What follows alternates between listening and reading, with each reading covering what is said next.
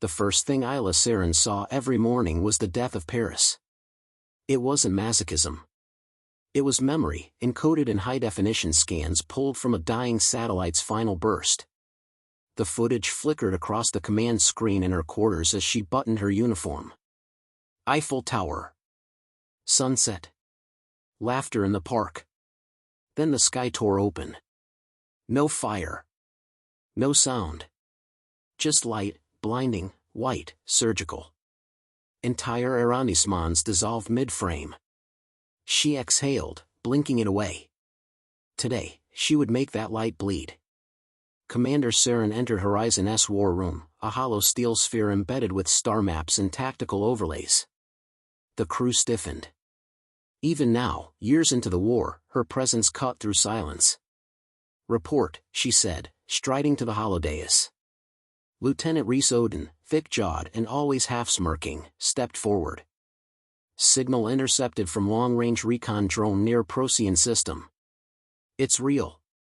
The forge exists." Isla's gaze sharpened. Visuals? A shimmer of data danced above the table. A white dwarf burned behind a spiked lattice of alien constructs. The forge world pulsed slowly, as if breathing. Dr. Hanalou, her lead engineer, tapped her pad. "These aren't just reactors.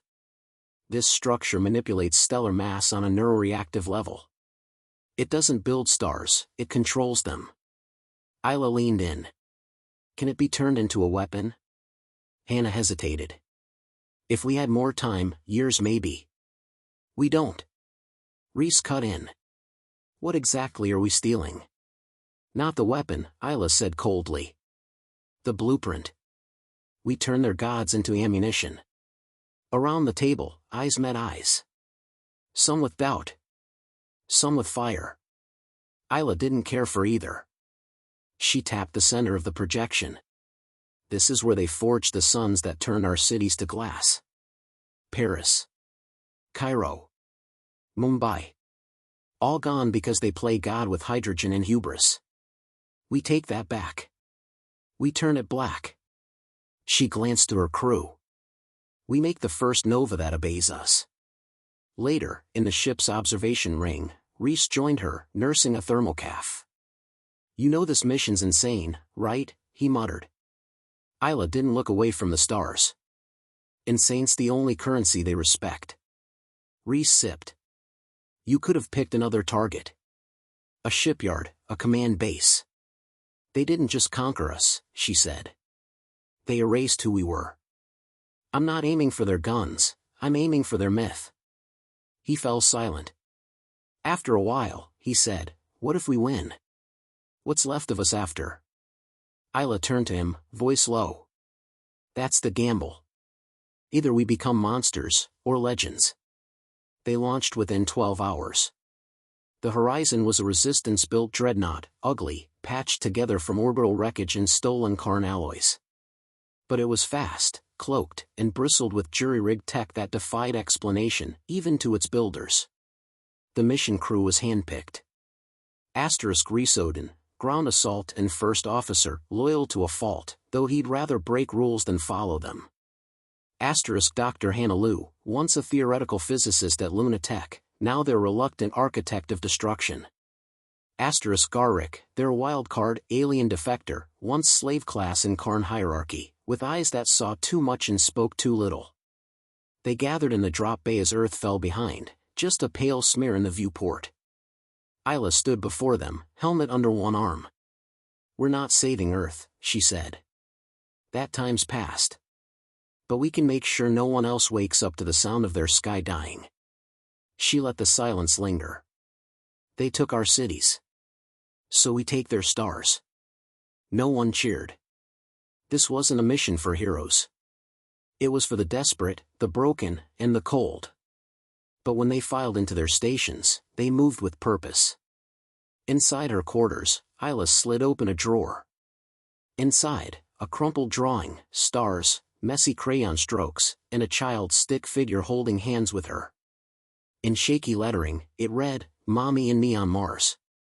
Her daughter, Elise, 6, wanted to be an astronaut. they buried what was left of her beneath the Paris crater. If anything was left at all. Isla folded the paper gently.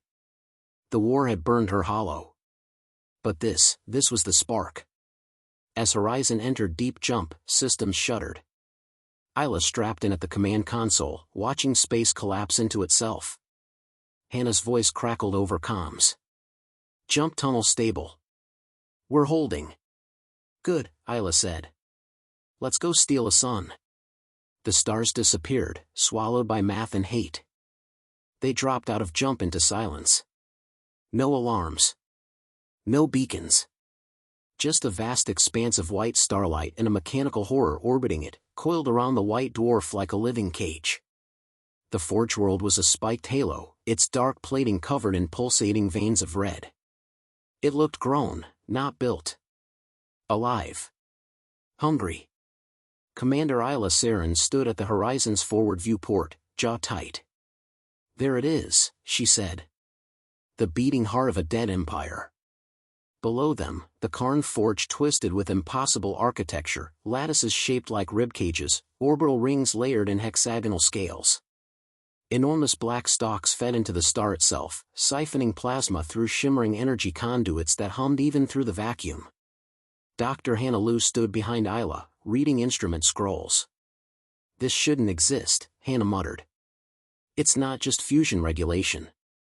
They're tethering the star's mass to a neural lattice. A living core. Isla turned. Explain in words the rest of us can understand.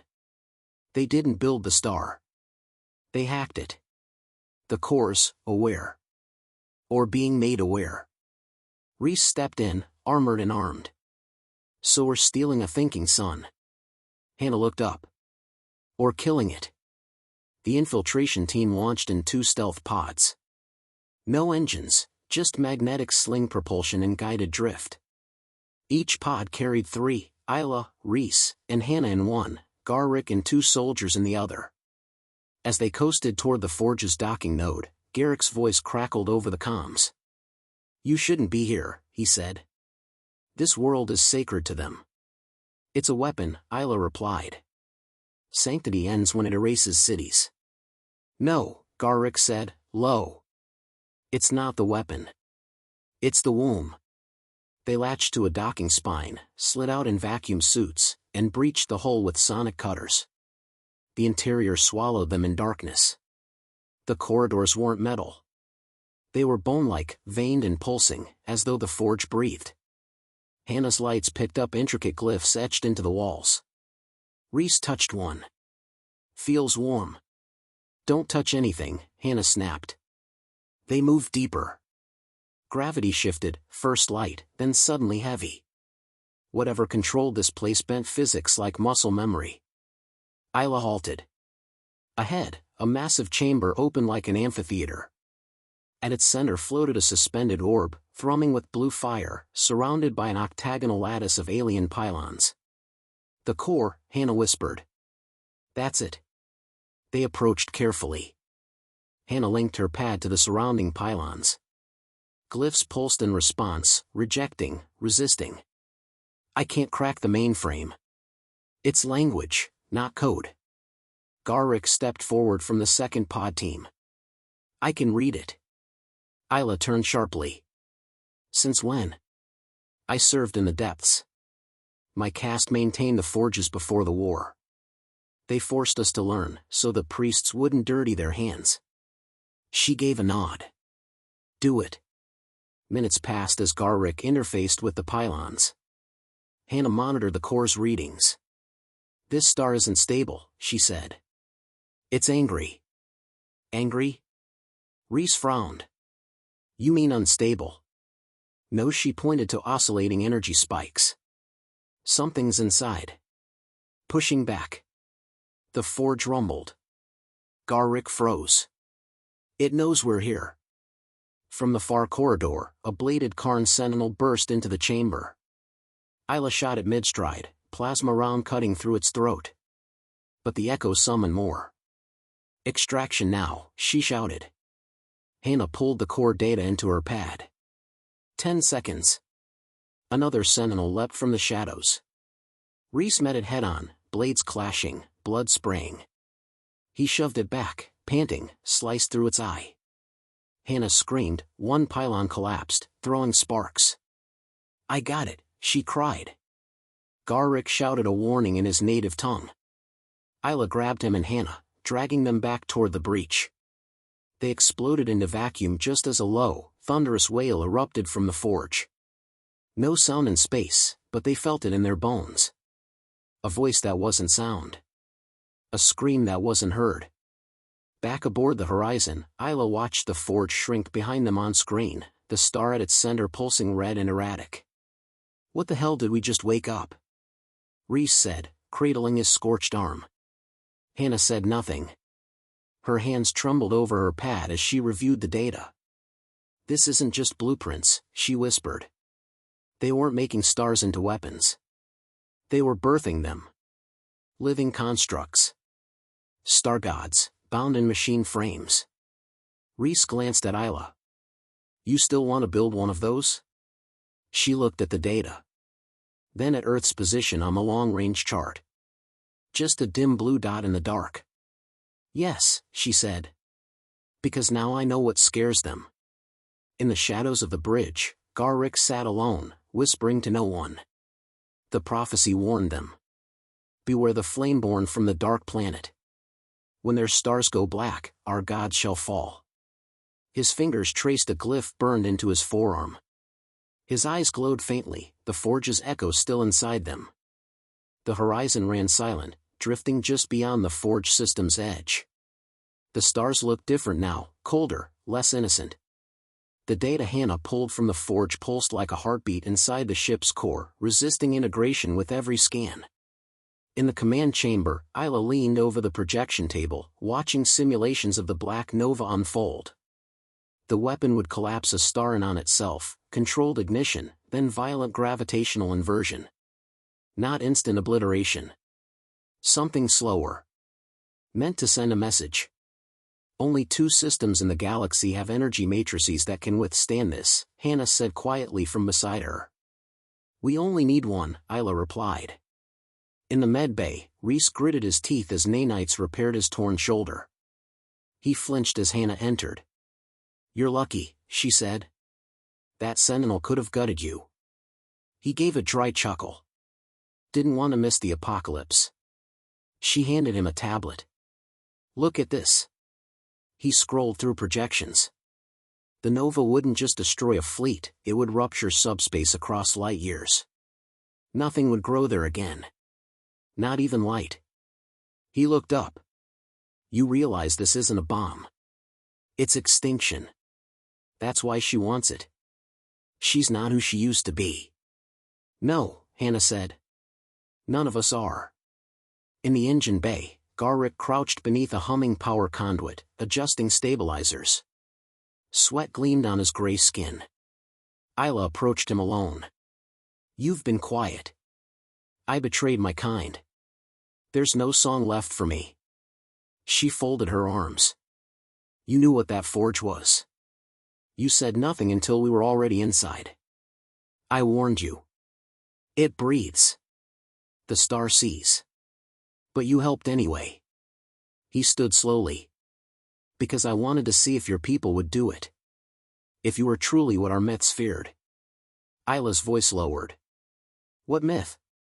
He looked her in the eyes. "The Flameborn. The Dark Planet's vengeance. A race born in deathlight. One day, they would come and burn the stars we called sacred." She was quiet a moment. "You think that's us?" "I know it's you." Later, Isla stood alone in the observation deck, watching the wounded forge fade into the black. Her daughter's drawing was folded in her jacket pocket. She didn't take it out anymore. Not since the screams. Reese entered, limping. "I don't care what Hannah says," he said, joining her at the glass. "This Nova thing? I'd still press the trigger." Isla didn't respond. He continued. "We weren't meant to survive. But we did. That should mean something." "It will," she said. He tilted his head. "Even if it turns us into monsters?" She looked at the stars. Monsters with a voice are still louder than ghosts. The next jump failed. The ship lurched violently, alarms flaring red. The bridge flickered. Artificial gravity surged, then dropped. Isla hit the floor hard. "Status," she shouted. Hannah's voice crackled through the intercom. "Core destabilization, somebody rerouted plasma flow through the outer intake valves. We're overheating." Isla's blood went cold. Garrick. In the engine room, Garrick stood near the fusion conduits, hands glowing faintly with forge burn. His face was calm. "You disabled our jump," Isla said, approaching with Reese and 2 guards. "Why?" His voice was strange, distant, as if echoing. "You cannot carry this weapon. It is not meant for you. Don't give me prophecy again. Talk like someone who knows what death looks like." "I do. I lived it." He turned, slowly. "You think this Nova will make them fear you? It will not. It will confirm their greatest fear, that your species is not simply dangerous, but inevitable. So you sabotage the ship. To stop a war before it becomes a plague." Isla raised her sidearm. "Then you've chosen your side." "I haven't," Garrick said. "I chose no side. I chose the silence that should have come after war." She stared at him. Finger on the trigger. But she didn't fire. Instead, she nodded at Reese. "Contain him." Reese stunned Garrick and locked him into stasis. Not for revenge. For time. Hours later, Hannah stabilized the engines. The ship drifted in low-power mode, cold and quiet. But the core, where the stolen data lived, still thrummed. Isla watched it through the containment glass. The Nova model spun endlessly, flickering with proto-conscious behavior. Patterns almost like thought. Hannah stood beside her. "You ever think maybe this isn't ours to wield?" Isla's eyes didn't leave the spinning star. "No. I think it's exactly ours to wield. The moment they took Earth, they handed us the match." A ping echoed from the forward deck. Multiple FTL distortions. Velcor's fleet had arrived. Over a dozen Karn dreadnoughts surrounded them like wolves in the dark. The horizon powered up. Alarms flared again. Isla stared at the view screen. At the biggest ship at the center, glowing with gold and crimson like a crown. "Broadcast this to them," she said to the comms officer. He nodded. "Ready." She stepped into view of the camera. "This is Commander Isla Saren of Earth's last fleet. You came for your sacred son. Come take it." She cut the feed. Her voice was steady. Battle stations. The Karn fleet emerged like gods from a forgotten myth, towering dreadnoughts, glistening with polished bone and radiant coils, encircling the horizon in a slow, inevitable siege. Isla Saren stood motionless at the command deck, watching the screen as the enemy's formation solidified. 14 ships, Reese said behind her. 2 carriers. 1 command dreadnought. "That's him. Velcor." Isla nodded once. "Is the Nova core stable?" Hannah's voice crackled over the comms. "Barely. I've initiated containment lift. Once you trigger it, we can't shut it down. You'll have 5 minutes. Then, collapse. And the range? If we light it here, this sector dies with us." Isla turned away from the screen. "Good." In the brig, Garrick's stasis cell dimmed. Isla stood alone before him, the hum of the energy field casting pale light across her face. "You're going to fire it," Garrick said, voice raspy. "Did you think I wouldn't? You still have a choice. That forge didn't just hold fire. It held something alive." "I saw it," she said. "I heard it." Garrick's eyes softened. "Then why become it?" A pause. "Because my daughter didn't get to become anything," Isla replied. She burned before she could choose. The Karn hailed. On screen appeared Velcor, tall, regal, motionless. His skin was obsidian smooth, his eyes a glacial burn. Human, he said, voice deep and composed.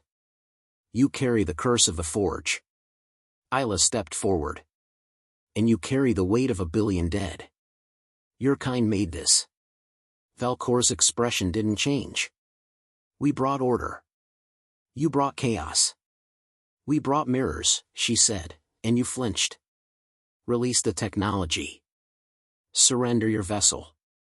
We will spare what remains of your kind. Isla smiled, cold and slow. You still think we're bargaining. We're not. We're broadcasting. He paused. Broadcasting what? She turned. Hannah. Now. Across open comm channels, through hacked relays and beacon buoys, Isla's voice rang out across Karn space. To all species listening. This is Earth. You've heard of us. The primitive world. The one that burned. They took our cities. So we took their stars. We are not prey. We are not extinct. We are the silence between bombardments. The scream inside your sacred void. And we've learned to speak back. The horizon surged forward. Not away from the enemy. Directly into them. Target their command dreadnought, Isla ordered. We punched through. Then I take the Nova to the source. Reese paled. You're going alone? I have to deliver it inside the dreadnought. Too far outside and the shielding will collapse the chain. Reese cursed under his breath, then handed her his blade. Bring this back. She clipped it to her belt. You'll know if I did. A pod launched from Horizon's underbelly, streaking through fire, debris, and hostile swarms. Isla flew it like a blade through flesh, diving straight into the Karn command ship's weak underbelly. Hull plating shattered on impact. Inside, she moved fast, darting through biomechanical corridors, Nova core attached to her back, heavy as vengeance. Guards attacked. She cut through them, plasma blade shrieking with each strike. She didn't hesitate. No second guesses. Only motion, fury, memory. Velkor waited for her at the core sanctum, arms folded behind his back.